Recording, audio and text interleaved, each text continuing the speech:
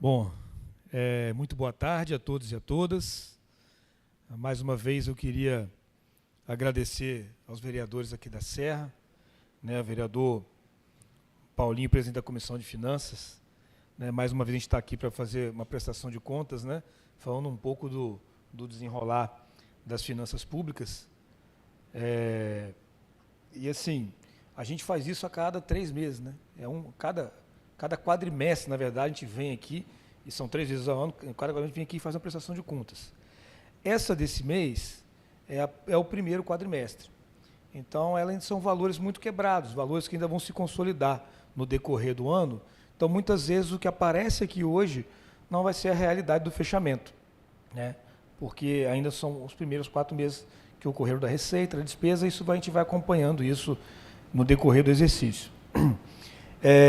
Eu sempre gosto de dizer que nós estamos aqui por uma previsão legal, que está na Lei Complementar 101, que é a Lei de Responsabilidade Fiscal, e ela prevê isso justamente para que a população, os vereadores, tenham acesso às contas públicas de tempos em tempos.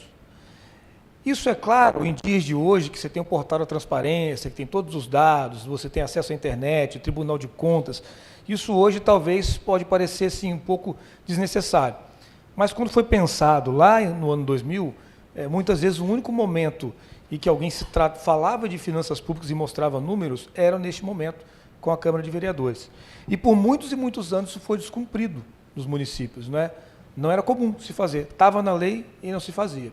O Tribunal de Contas mesmo do Espírito Santo começou a cobrar isso não tem nem muito tempo, é uma história recente, não deve ter 10 anos, acho que até bem menos que isso, uns 2 ou 3 anos, que começou a exigir esse ato como condição, a ata dessa sessão de hoje, ela é apresentada junto com a prestação de contas anual do prefeito.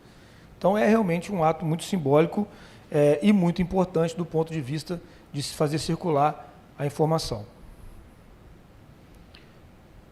Bom, primeiro eu vou falar da receita, e aqui eu já trago um dado diferente e muito importante, que é o quê? Bom, como eu falei, essa prestação de contas ela é do primeiro quadrimestre. Então, se você pegar, são 3 quadrimestres, então até abril deveria ter sido realizado 1/3 de toda a receita prevista para o ano. Quando você pega aqui as principais receitas, que estão ali explícitas nesse slide, para dar 1/3, aquele percentualzinho do final ali deveria ser 33,33%. Ou seja, um exemplo, as receitas correntes atingiram 29,52%. Se fossem para estar exatamente dentro do previsto para o ano, deveria ter um pouco mais. Então, esse é o primeiro alerta. A Serra está tendo perda de arrecadação? Não é isso. Mas, de acordo com o que está previsto no orçamento, essa arrecadação nos 4 primeiros meses do ano, ela foi um pouco menor do que foi previsto quando elaborou o orçamento. Mas como que foi previsto no orçamento? No orçamento foi previsto considerando históricos de anos anteriores, considerando o comportamento da inflação, considerando situações específicas, por exemplo, do ICMS, dos royalties e do FPM, mas o que eu trago de importante nessa primeira lâmina é essa pequena diferença. Nós não alcançamos ainda o que teoricamente era previsto para o primeiro quadrimestre. Bom, aqui está o desempenho das receitas uma a uma. Ali as receitas tributárias são aquelas que são de domínio do município. O ISS, IPTU, ITBI, Imposto de Renda Retido na Fonte e taxas. E ali o desempenho delas. Depois eu vou mostrar uma que compara um ano com o outro. Aqui é o seguinte, o ISS atingiu 30,61 do que estava previsto, o IPTU 15,69, o ITBI 34,6, o Imposto de Renda Retido na Fonte 20,18, as taxas 27,91. Falar um pouquinho só do ITBI. Tem chamado a atenção como o ITBI tem evoluindo positivamente no decorrer dos anos. E a gente foi fazer uma busca, nós vimos que de 2020 para cá, a frota da Serra aumentou cerca de 23%. Eu acredito que também tenha melhorado o ano dos veículos, então que o valor dos veículos é maior, mas esse dado eu ainda não consegui. Mas a gente já consegue perceber um aumento no número de veículos emplacados na Serra. As transferências da União através da União, 26,64%, dos estados, 33,39%, então é a primeira ali que está dentro do que estaria estabelecido para o primeiro quadrimestre. E no finalzinho, eu acho que não vai dar para vocês verem, porque tem uma cadeira ali, mas no total consolidado, a gente atingiu 27,65% das receitas previstas para o ano. Isso é um alerta? Bom, vamos dividir um pouco. Alerta de cautela sempre é, porque na gestão pública não dá para você olhar só para frente, lá no futuro, e não prestar atenção no dia a dia o que está acontecendo. Então as decisões têm que ser tomadas com cautelas. Mas é o primeiro quadrimestre. Então a gente vai observando isso no dia a dia. Chegou aqui no segundo quadrimestre, já estamos em agosto. Algumas medidas já deverão ser tomadas se até lá essa receita estiver realmente frustrando. Por que se ela frustrar? Se ela ficar menor do que nós prevemos, né, e menor em algum lugar que tem uma despesa atrelada a ela, essa despesa tem que ser reduzida. Porque se não entrar a receita, não pode executar a despesa naquele patamar. Então não é um caso, é puro quanto é caso de observação, mas é um alerta para a gente prestar atenção no dia a dia.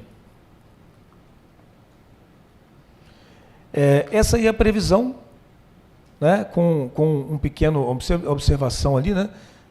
O primeiro quadrimestre de 25, em comparação com o mesmo período de 24, apresentou um decréscimo nominal de 11,87%, considerando somente a receita da prefeitura, o crescimento é de 9,34%. No total das receitas, nós temos uma queda de 11,87%, mas aí entra muita coisa que é específica. Por exemplo, uma operação de crédito específica, um convênio específico, então não é esse ainda o termômetro da receita. Mas perceba que nas receitas tributárias, por exemplo, que são esses impostos que eu acabei de falar, é um aumento de 9,34%.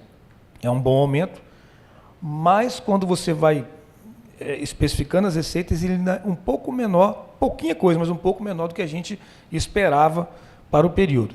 E eu chamo a atenção do ISS, né, de 118 milhões para 138 milhões. O ISS, todo ano, desde 2021, ele cresce um ano, o ano seguinte ele cresce em relação àquele ano e cresce mais e vem crescendo ano a ano o ISS.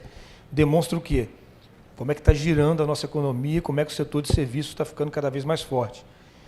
Imposto esse que vai passar a ser gerido com a reforma tributária pelos estados e o município. Não vai ter mais esse ISS aqui, vai ser o ISS junto com o ICMS, uma gestão compartilhada e distribuída de uma forma totalmente diferente. Eu precisaria de talvez fazer um dia aqui só para falar sobre isso, mas é o que vai vir ainda pela frente com a reforma tributária.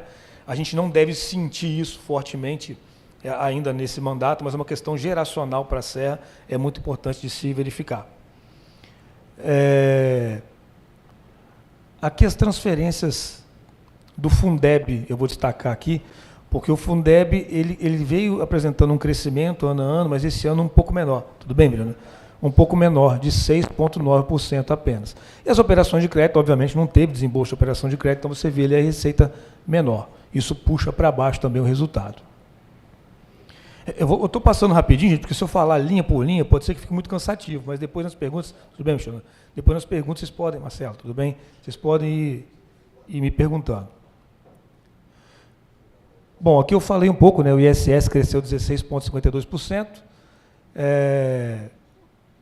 Então, já falei, são só os gráficos do que eu apresentei no slide anterior. Esse slide sempre fica disponível também para vocês aqui.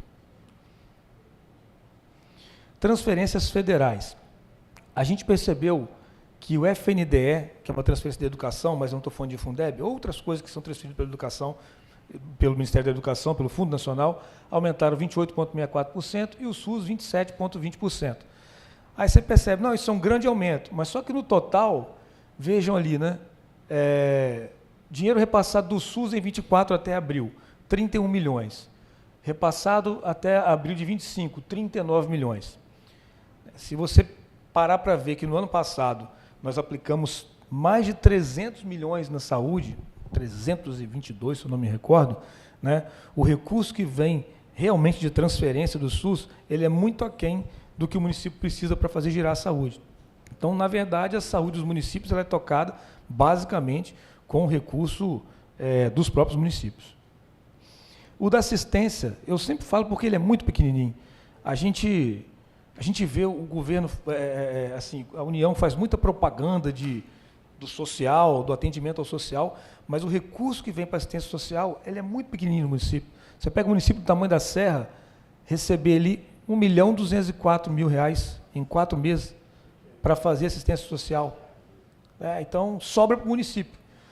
A gente sabe, mas o município precisa atender, a gente sabe que precisa atender, mas o dinheiro é limitado. E são essas coisas que a gente fala que é do pacto federativo, né? A União está lá em cima, o Estado está no médio, a demanda toda no município, é o município que tem que correr, mas essas distorções não são corrigidas. Eu falei muito na época da discussão da reforma tributária, que as pessoas falavam demais de uma reforma tributária, mas ninguém quis falar de uma reforma do pacto federativo, de saber o que fica de dinheiro para cada cidade, cada ente custear suas despesas.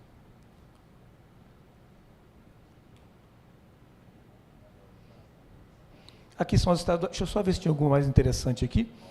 Não, acho que era isso mesmo. Os royalties quase empatadinho ali.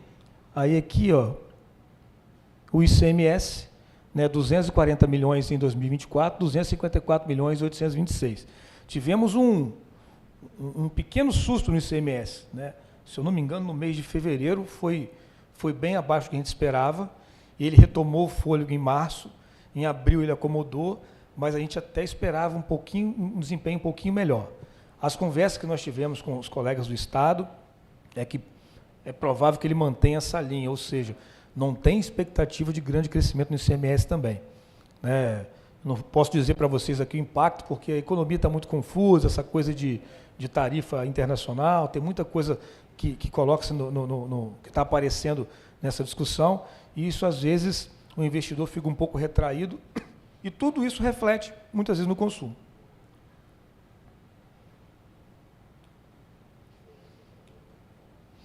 Bom, as despesas. Ali, aquela mesma variação do que já está empenhado frente ao que é previsto para o ano. Diferente da receita, tem muita coisa que a gente é obrigado a empenhar o ano todo, né? Por uma questão de planejamento, você tem que fazer essa garantia no orçamento. Então, 48,35% das despesas já estavam empenhadas em abril. Do orçamento, na verdade, já estavam empenhadas. O que está livre é o que vai executando. Muitas fontes, por exemplo, uma fonte específica, vamos falar dos royalties. Se eu previ 1 milhão por mês de royalties, 12 milhões, aí eu vou lá nessa fonte, eu prevejo lá 12 milhões de despesa para ela. Se ela frustrar, ou seja, eu previ 12 milhões por mês, por ano, 1 milhão por mês, passaram 4 meses, só entraram 2 milhões, só a metade, eu tenho que segurar esse empenho, eu não posso liberar essa fonte de receita para ter despesa vinculada nela, porque senão vai frustrar e vai fechar o orçamento deficitário. Então, esse cuidado a gente tem que ter também por fonte. O Tribunal de Contas antigamente não olhava por fonte, agora é por fonte mesmo, tem que separar aquela fonte ali e colocar ali qual é a despesa que vai sair naquela fonte. Então, ali, pessoal, encargos, 28,41% de tudo que foi previsto. Os juros, os encargos da dívida, a gente empenha sempre no início do ano, dá sempre uma diferença, porque tem um cálculo que ele é dinâmico, então dá uma pequena diferença, a gente vai resolvendo, né? E outras despesas que a gente juntou tudo ali, porque senão ficava muita coisa para falar. Os investimentos, a gente empenhou esse ano 188 milhões até agora, né, menos do que o ano passado no mesmo período. O ano passado, naturalmente, um ano mais acelerado, né, um ano de operações de crédito, convênios. Esse ano nós estamos apenas com, eu acho que é um convênio só, que é de maior volume, que é o de São Domingos, do contorno de São Domingos, que está entrando um recurso maior. E deixa eu ver se tem algum relato. Não, é isso mesmo que eu queria mostrar para vocês em relação às despesas. A amortização da dívida, né, o valor está muito dentro do que a gente previu também, empenhado até agora. E aqui uma comparação. No total da despesa, no primeiro quadrimestre foi menor do que o ano passado, mas um menor que não dá diferença inflacionária. E quando você vai colocando todas, percebe ali, pessoal e encargos, 7,36% a mais, só que 7,36% a mais significa ali, 389.946 para 418.646. Outras despesas correntes, todo o resto, mas também 9,26%, são 708 para 773.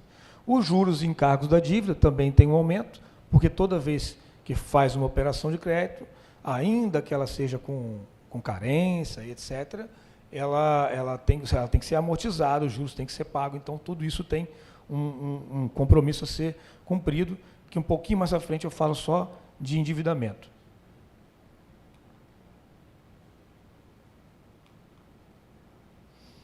Bom, aqui é a parte mais técnica da apresentação, é o que está na lei, a gente tem que apresentar resultado primário e nominal nas prestações de contas.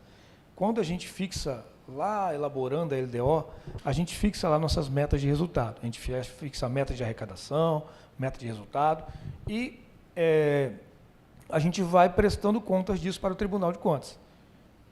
Você pode descumprir a meta nesse bimestre, nesse quadrimestre? Pode. No fechamento do ano, não. Você tem que cumprir a meta estabelecida. E essas metas muitas vezes são negativas, que, por exemplo, quando você executa recurso que vem de operação de crédito, ele é receita que entra, mas é uma receita que depois tem que ser quitada. Então, na verdade, é uma receita, ela vira investimento, ela vira patrimônio para a sociedade, mas ela tem que ser quitada. Então, na verdade, é uma receita que junto vem com uma obrigação. É diferente do convênio. O convênio vem, né, é de recurso captado, ofertado ao município. Então, isso reflete no resultado primário nominal, que no primeiro quadrimestre as metas estão atingidas, né, sem nenhum problema, mas é um acompanhamento a ser feito e é muito importante e o gestor não pode errar. Né, ele tem que cumprir. É muito difícil de prever, porque são muitas nuances, se tiver uma diferença muito grande na arrecadação, impacta, né, ela pode ser revista, mas ela tem que ser acompanhada, ela não pode ser desrespeitada. Os limites, que esses aqui, então, pior ainda, isso aqui se descumprir, não tem conversa, não tem muita justificativa, descumpriu, conta rejeitada. É uma das coisas assim, que não tem jeito. Eu costumo dizer, né? Eu lembro que no direito, né, eu sou advogado, a gente já falava, né, que se tem uma coisa que prende no Brasil é pensão alimentícia. Se você ficar devendo pensão alimentícia, você corre risco de ser preso. Isso aqui, limite constitucional, é fácil de ser calculado, é transparente, todo mundo consegue acessar, se errar vai ter que dar conta de resolver. Bom, no primeiro quadrimestre a educação aplicou até abril 25,31%. Não significa que vai terminar assim. Terminamos no ano passado com quase 29, se eu não me engano, que resultou 136 milhões. Na saúde, o limite 15%, executou 18,62%, na casa de 100 milhões redondos ali, que foi o dinheiro que foi empenhado, executado pela Secretaria de Saúde. Eu sempre falo no início, esqueci de falar, a gente não entra aqui no mérito das ações das secretarias, tá? É uma prestação de contas numérica, eu não consigo dar dados aqui, olha, onde foram aplicados 100 milhões, isso eu não consigo dar, quais são as ações, aqui é justamente um panorama geral da execução orçamentária e do cumprimento das metas. E outro, que é muito conferido pelo Tribunal de Contas, que é o comprometimento com gastos de pessoal frente à receita corrente líquida. Nós estamos atualmente com 43,76% de comprometimento, o limite máximo é 54%, sendo que 46,8% já é o limite de alerta, o tribunal te manda um alerta, depois 51% é o prudencial, se você chegar nele você tem que começar a tomar algumas medidas, e 54% é aquele que você já não tem para onde fugir, já está errado. Então tem que dar um jeito de reduzir. Nós estamos hoje com 43,76%. Endividamento. Em relação à dívida fundada, o município apresenta um endividamento de 14,39% da receita corrente líquida. Está lá, ó, dívida consolidada líquida nossa, 356 milhões, 14,39% da RCL. O limite de endividamento seria 2.966 milhões de reais. Então, nós estamos muito longe do limite de endividamento, o que não significa que isso está livre para poder fazer operação de crédito. Porque na hora de contratar uma operação, tem uma análise da Secretaria do Tesouro Nacional, que você vai avaliar aquela capacidade sua de pagamento durante o ano também. Hoje nós atingimos 14,39. 14,39. A média que se pode chegar é quanto? Pode chegar até 120% da RCL. É uma resolução do Senado Federal que define isso. O seu endividamento é até 120% da RCL. Ah, por quê? Você está devendo mais do que toda a sua receita? É porque a amortização é no decorrer dos anos, né? Então, por isso que é esse cálculo que chegaram lá. Mas, geralmente, os municípios não utilizam disso. Sim, né? então hoje Sim, no que se refere ao limite de endividamento, está muito longe. Isso é importante para a gente. Sim. Não, Transmitir e em relação ao endividamento, tem um ponto ainda que é fundamental. Né? A Luciane está aqui comigo, a assessora da Fazenda, ela cuida dos pareceres de operação de crédito. Inclusive, estamos fechando, o contrato já foi assinado, né, pelo prefeito, aguardando um retorno, né? Já fechamos uma operação internacional. uma pergunta com o que veio aqui para casa, nós votarmos agora a operação de crédito, de 400 milhões. O limite ali nosso iria para quantos? Aí tem que fazer cálculo, porque o limite não é só o que entra de operação de crédito, é o que tem da previsão também de arrecadação. Então, você faz um cálculo um pelo outro. Eu não consigo te falar isso de cabeça aqui. Mas, se eu não me engano, a lei que veio para cá foi de 400 milhões, não é isso? Mas que também não é a previsão de tomar 400 milhões no mercado de uma vez só. E, além disso, eu quero falar agora, a análise dessa capacidade não é feita pelo próprio município. A análise é feita pela Secretaria do Tesouro Nacional, que é uma análise muito rígida. Então, o Tesouro Nacional que diz ali, com base em tudo que você tem de endividamento e de receita, de previsão de disponibilidade de caixa, quanto que você pode tomar de empréstimo naquele ano. Pode ser até que você tenha margem aqui, mas se a STN, no dado dela, entender que você não tem margem, né, dentro do seu exercício atual, não tem você não consegue fazer operação de crédito. Em resumo, é o seguinte, vocês sabem que não dá para fazer uma operação de crédito sem passar pela Câmara. A Câmara autoriza. Aquela autorização é o primeiro ato da operação de crédito. Quem define realmente se o município vai poder pegar ou não, se os dados fiscais dele permitem que você pegue a operação, faça o empréstimo, é a Secretaria do Tesouro Nacional. Tem que ter autorização da Câmara, mas a análise dos dados é feita pela Secretaria do Tesouro Nacional. Que, inclusive, a gente consegue uma análise mais rápida do que muitos municípios, né? Porque a Prefeitura da Serra, quando nós chegamos em 2021, ela ocupava a posição de número 923 no ranking de qualidade das informações contábeis e fiscais, ou seja, é um ranking da STN que avalia a qualidade dos dados que o município informa para a STN. Nossa posição é 923. Hoje a Serra tem a melhor contabilidade pública do Estado, a melhor do Sudeste e a quarta melhor do país, né, de 21 para cá. Por que eu estou falando isso? Porque quando bate na STN, os nossos processos andam mais rápido do que quem tem um nível de informação menos detalhado. Eu acho que agora era o finalzinho mesmo, o endividamento é o final. Gente, de um modo geral era isso. Tá? Eu passo um pouco rapidinho ali, porque são dados realmente que são enjoados de ficar vendo aquele monte de tabelinha. Todos esses dados, eles são os mesmos dados que vocês vão encontrar no portal Transparência. São os mesmos dados que a gente presta conta ao Tribunal de Contas, não dá para ser diferente, né? Até a apresentação que eu faço aqui, ela vai para o Tribunal de Contas também. Então, realmente, são dados hoje que você tem onde checar. Mas a gente sempre está à disposição para tratar qualquer dúvida. Inclusive, eu não posso mexer muito no tipo de informação que eu trago aqui, porque, pela lei, eu tenho que trazer um mínimo de informações necessárias. Então, não dá para eu enxugar mais do que isso. Mas a gente está sempre à disposição, se quiser fazer uma sugestão, olha, na próxima, traz o dado assim, traz diferente, separa, a gente não tem problema com isso. E eu acho que era isso, presidente, é o que eu tinha para mostrar aqui para vocês hoje, e estou à disposição se for necessário qualquer esclarecimento.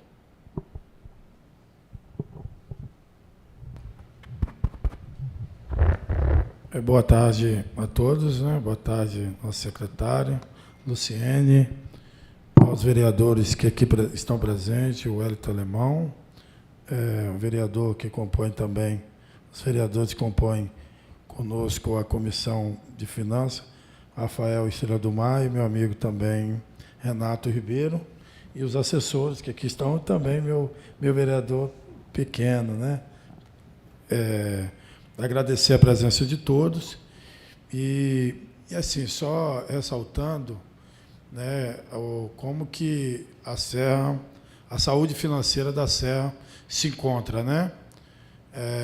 A gente, às vezes, vê algumas falas equivocadas, né? Mas a gente, através dessa prestação de contas e pelo o trabalho o secretário e sua equipe, como foi dito aqui, hoje a Serra ela é referência, né? Não só no Estado, mas no país.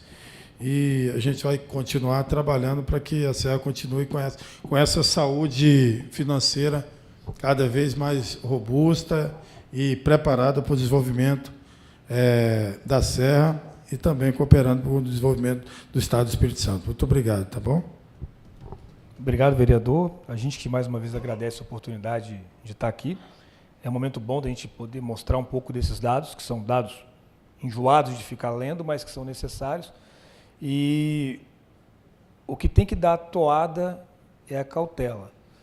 Esse ano, pelo que vocês viram naquela primeiro slide, né, ele demonstra uma necessidade um pouco mais de cautela até do que os anos anteriores que eu estive aqui.